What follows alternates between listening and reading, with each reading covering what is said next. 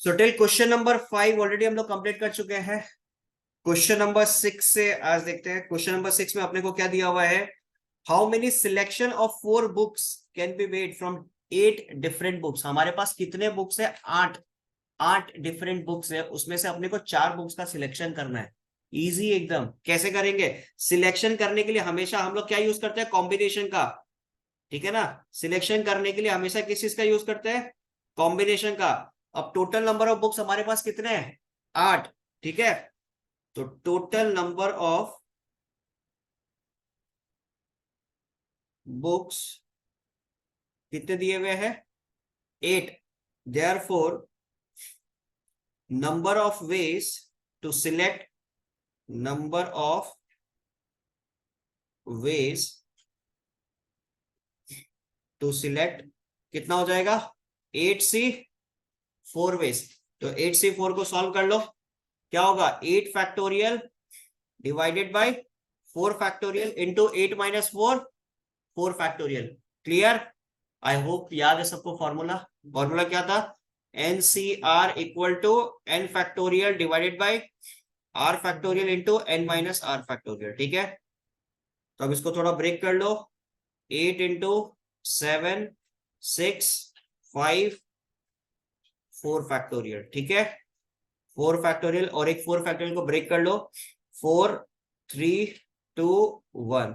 तो 4 फैक्टोरियल खत्म, 4 2 times 8, 3 2 times 6, 2 2 खत्म, 7 इंटू 5 35, 35 इंटू 2 70। तो 6 का 1 का आंसर कितना हो गया, टोटल नंबर ऑफ वेज कितना हो जाएगा, 70। क्लियर ये चीज? ठीक है, नेक्स्ट नंबर 2 क्या दिया हुआ है, how many selection of 9 stamps can be made from 11 different stamps. Again same type का क्वेश्चन है। टोटल नंबर ऑफ वेज कितना होगा इसके अंदर, टोटल हमारे पास कितने स्टैम्प्स है, 11, उसमें से 9 सिलेक्शन करना है। तो टोटल नंबर ऑफ सिलेक्शन कितना हो जाएगा हमारे पास, 11c9। तो 11 factorial divided bye 9 factorial into 11 minus 9 होता है 2 फैक्टोरियल। ठीक है, तो 11 into 10 into 9 factorial divided bye 9 factorial, 2 factorial का वैल्यू 2। तो ये खत्म, कितना हो जाएगा, जस्ट ए सेकंड, 11c9 ही था। How many selection of 9 stamps, ठीक है, तो कितना हो जाएगा ये, 11 इंटू 5 55 वेज। बोलो यहां तक क्लियर है सबका, यहां तक कोई इशू किसी को भी? ठीक है, 7 का फर्स्ट पार्ट में क्या दिया हुआ है, a baseball team has 13 members, how many lineups of 9 players are possible? The position of each member in the lineup is not important। देखो ऑलरेडी ये लोग खुद ही बोल देंगे पोजीशन इज नॉट इंपॉर्टेंट। अगर पोजीशन इंपॉर्टेंट होता, पोजीशन अगर important होता तो कॉम्बिनेशन के साथ लगता परम्यूटेशन भी, बिकॉज परम्यूटेशन में क्या इंपॉर्टेंट है, आपका पोजीशन इंपॉर्टेंट है। क्लियर ये चीज? बट यहाँ पे डायरेक्टली ये लोग खुद ही मेंशन कर दिया position of each member is not important. तो आपको क्या करना है, 13 मेंबर्स का जो क्या बोलते हैं टीम है, उसमें से आपको कितने लोग चूज करने हैं, 9 प्लेयर्स चूज करने। क्लियर है? तो टोटल सिलेक्शन का टोटल वेज कितना हो जाएगा, total number of ways to select कितना हो जाएगा, 13c9। ठीक है, तो 13 factorial divided by 9 factorial, 13 minus 9 कितना हो जाएगा, 4 फैक्टोरियल। तो 13 into 12 into 11 into 10 into 9 factorial divided by 9 factorial. 4 को भी ब्रेक कर लो, 4 3 2 1। ठीक है, तो 9 फैक्टोरियल खत्म, 4 3 टाइम्स खत्म, 3 3 टाइम्स खत्म, 2 5 टाइम्स। तो कितना हो जाएगा, 11 इंटू 5 55, 55 इंटू 13। तो 13 इंटू 55, 35 जो 65, 65 तो 715। टोटल कितना हो जाएगा, 715 वेज। ठीक है, कोई इशू इसके अंदर? क्लियर? तो 7 का सेकेंड पार्ट में अपने पास क्या दिया हुआ है, 12 person meet in a room and each shakes hand with all others, find the number of handshakes. तो यहाँ पे सिनेरियो को समझो, हैंडशेक करने के लिए आपके पास टोटल कितने हैंड्स होने पड़ेंगे? कम से कम 2 हैंड्स। क्लियर एजेस? हैंडशेक करने के लिए कितने हैंड्स होने पड़ेंगे? कम से कम 2 हैंड्स होने पड़ेंगे। तो कभी भी इन फ्यूचर कभी भी हैंडशेक से रिलेटेड अगर आपके पास क्वेश्चन आ जाए तो हैंडशेक से रिलेटेड क्वेश्चन का आंसर हमेशा क्या होगा? टोटल नंबर ऑफ वेज कितना होगा? NC2 veg. Clear edges? N का मतलब क्या होगा? टोटल नंबर ऑफ हैंड्स कितने हैं हमारे पास। 2 किस लिए लिखा? बिकॉज हैंडशेक करने के लिए आपको कितने हैंड्स की जरूरत पड़ेगी? 2 हैंड्स की जरूरत पड़ेगी। आया बात समझ में? तो टोटल नंबर ऑफ हैंडशेक कितना हो जाएगा? NC2 veg. अब इस क्वेश्चन के अंदर क्या दिया हुआ? 12 person meet in a room and each shakes hands with all others. Clear ये चीज? कितने लोग हैं हमारे पास? 12। तो एन का वैल्यू इस केस में कितना हो जाएगा? 12। तो टोटल नंबर ऑफ हैंडशेक्स कितना हो जाएगा इस केस के अंदर? टोटल नंबर ऑफ हैंडशेक्स कितने हो जाएंगे? 12C2। क्लियर? तो it will B 12 factorial divided by 2 factorial. 12 minus 2 कितना होता है? 10 फैक्टोरियल। ठीक है, तो 12 into 11 into 10 factorial divided by 2 factorial का वैल्यू 2, 10 फैक्टोरियल। तो 10 फैक्टोरियल खत्म, 2 6 टाइम, तो 6 इंटू 11 कितना हो जाएगा? 66 वेज। क्लियर है? इतने तरीके से हम लोग हैंडशेक कर सकते हैं। कोई दिक्कत इसमें किसी को? क्लियर है सबका? क्वेश्चन नंबर 8 पे क्या दिया हुआ है? In how many ways can a student choose a program of 5 courses if 9 courses are available and 2 courses are compulsory for every student? यहां पे चीज को समझना, बहुत अच्छा क्वेश्चन है। क्या दिया हुआ है? हमारे पास टोटल कितने कोर्सेस अवेलेबल है? 9 कोर्सेस अवेलेबल है। क्लियर ये चीज? 9 कोर्सेस हमारे पास अवेलेबल है। ठीक है, उसमें से अपने को चॉइस कितना करना है? 5 कोर्सेज को चूज करना है। क्लियर ये चीज? 5 कोर्सेज अपने को चूज करना है। अभी कंडीशन ये लोग बोल दिया, क्या बोलता है? 2 courses are compulsory for every student. आपको 9 में से 5 कोर्सेज चूज करना, उसमें भी ये लोग बोल दिया कि 2 कोर्सेज आर कंपल्सरी। अब जो कोर्स हमारे लिए कंपल्सरी है उसको हम चूज नहीं कर सकता ना, वो तो एनी हाउ मेरे पास रहेगा ही, वो आपके पास ऑप्शंस में है ही नहीं। जो चीज कंपल्सरी हो गया वो आपके लिए ऑप्शन में है ही नहीं। जब वो है ही नहीं तो आप उसको सिलेक्ट भी नहीं करोगे। क्लियर है? तो टोटल अब आपके पास रिमेनिंग कोर्सेज कितना हो जाएगा? 9 में से रिमेनिंग कोर्सेज कितना हो जाएगा? 7। क्लियर है? आपको कितने कोर्सेज चूज कर रहे थे? 5, जिसमें से 2 कंपल्सरी बन चुके हैं। तो रिमेनिंग कितने कोर्स बचे आपके पास? 3 कोर्सेज। तो अब आपको क्या करना है? 7 में से 3 कोर्सेज को आपको चूज करना है। बात समझ में आ रहा नहीं आ रहा? पूरा सिनेरियो समझ में आया? 9 कोर्सेज आपके पास था। क्लियर ये चीज? क्वेश्चन बोलता भैया आप 5 कोर्सेज को चूज करो, उसमें भी कंडीशन ये बोल दिया कि 2 कोर्सेज जो है वो क्या है? कंपलसरी है। अब जो चीज कंपलसरी है उसको हम चूज नहीं करेगा। क्लियर ये चीज? तो 9 में से कितने कोर्सेज बचे? 7। जो कंपलसरी हो गया उसको हटा दो। अब 5 कोर्सेज बोला था चूज करने के लिए, तो उसमें से 2 हट गया, बचा कितना? 3। तो अब 7 टोटल कोर्सेज बचे, उसमें से 3 मेरे को चूज करना है। तो 7C3 वेज में हम टोटल कोर्सेज चूज करेगा। क्लियर ये चीज? ठीक है, तो टोटल नंबर ऑफ वेज, तो पहले तो इसमें थोड़ा चीज लिख लो। Number of courses available, number of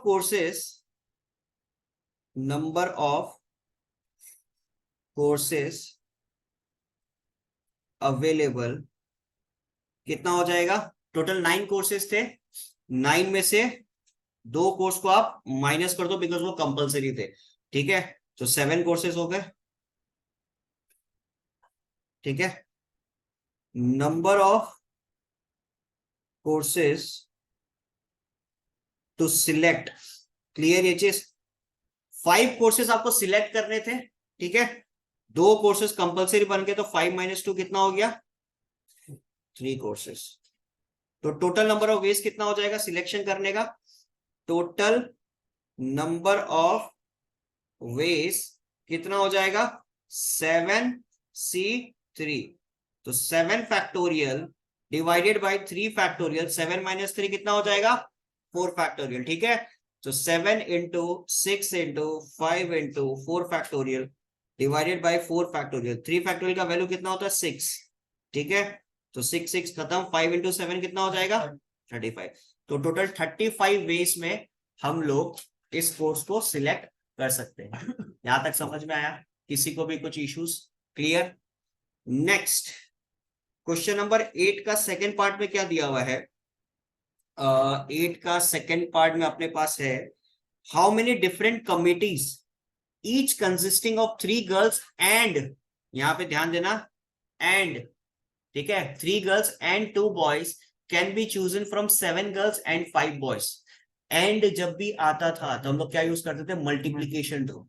clear ये चीज? अब यहाँ पे सिनेरियो को आप समझना, क्या दिया हुआ आपको? आपको एक कमिटी फॉर्म करना है। ठीक है, टोटल नंबर ऑफ गर्ल्स कितने आपके पास? टोटल नंबर ऑफ गर्ल्स कितने आपके पास? 7। टोटल नंबर ऑफ बॉयज कितने आपके पास? टोटल नंबर ऑफ बॉयज कितने आपके पास? 5। ठीक है, 7 गर्ल्स में से कितने गर्ल्स को सिलेक्ट करना है? 3। और 5 बॉयज में से कितने बॉयज को सिलेक्ट करना है? 2। तो therefore total number of selection क्या हो जाएगा? गर्ल्स को सिलेक्ट करेंगे 7c 3 वेज में। क्लियर? बॉयज को सिलेक्ट करेंगे 5c 2 वेज में। बीच में मल्टीप्लीकेशन का साइन क्यों है ये समझ में आ रहा ना? बिकॉज आपको क्या बोला?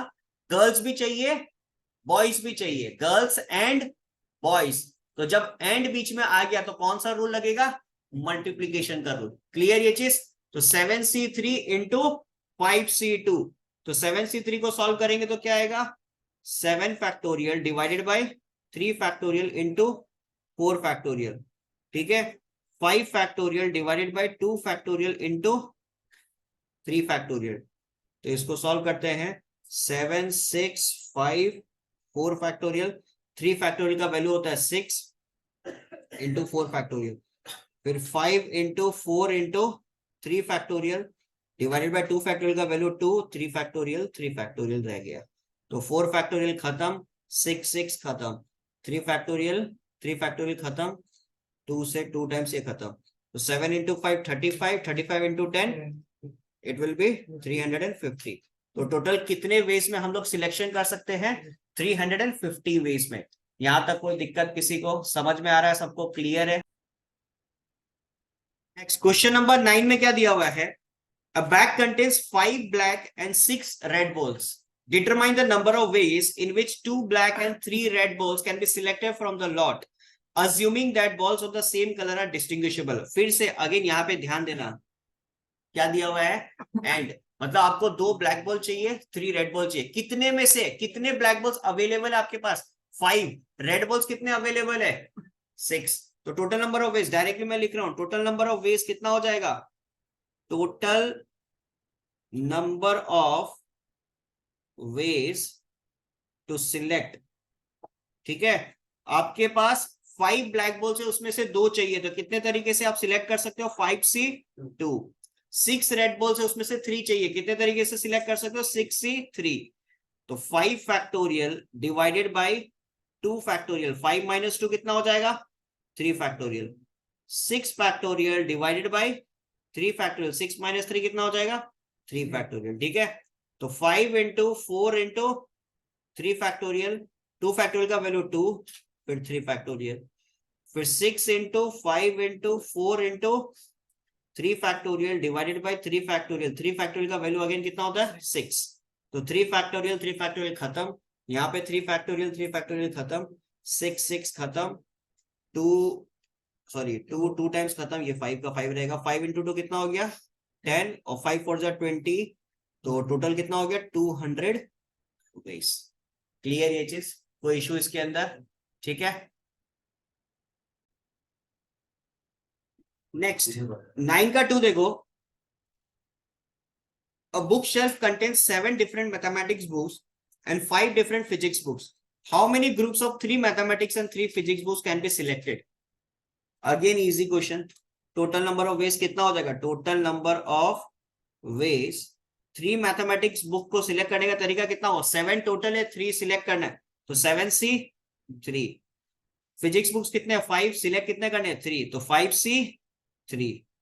तो 7 factorial divided bye 3 factorial, 7 minus 3 4 factorial, ठीक है।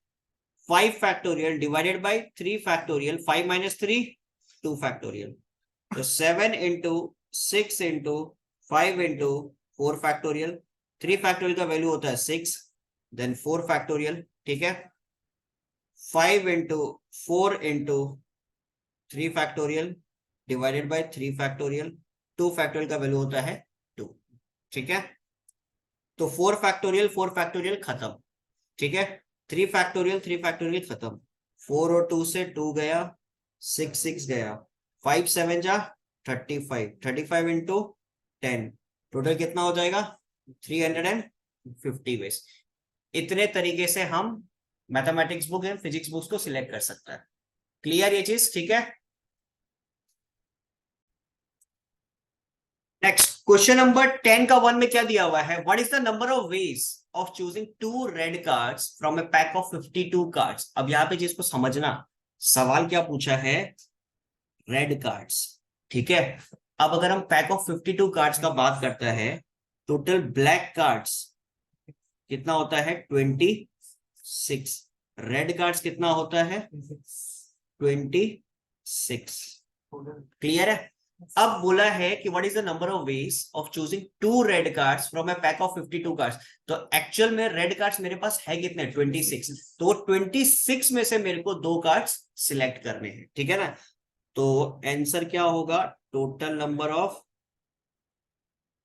वेज, कहानी सब आप लोग लिख लेना, ठीक है।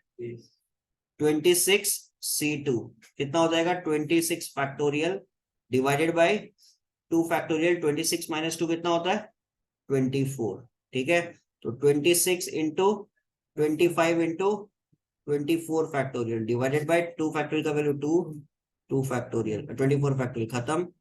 तो ये हो गया 13, 25 इंटू 13, क्लियर एजेस 25 into 30 250, 7 325। So total number of ways कितना हो जाएगा 325। क्लियर ये चीज, ठीक है। क्वेश्चन नंबर 2 को देखो, what is the number of ways of choosing 3 picture cards from A deck of 52 cards. यहाँ पे चीज को समझना, पिक्चर कार्ड कौन सा होता है, किंग, क्वीन और जैक, ठीक है ना। जब भी हम लोग डेक ऑफ 52 कार्ड्स का बात करते हैं तो उसमें पिक्चर कार्ड होता है किंग, क्वीन और जैक, क्लियर है। अब एक चीज तुम लोग मेरे को बताओ, जब लोग कार्ड्स का बात करते हैं 52 cards is divided into 4 parts, 13 13 each, clear. उनके नाम क्या क्या होते हैं, स्पेड्स, डायमंड,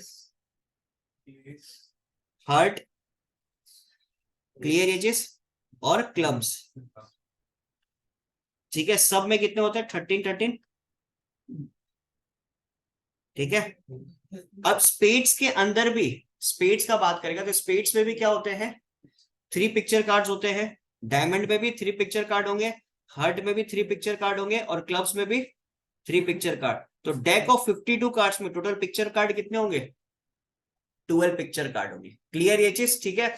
तो अब मेरे को कितने पिक्चर कार्ड चूज करने हैं 3 पिक्चर कार्ड। तो टोटल नंबर ऑफ वेज कितना हो जाएगा, टोटल नंबर ऑफ वेज कितना हो जाएगा 12C3, ठीक है।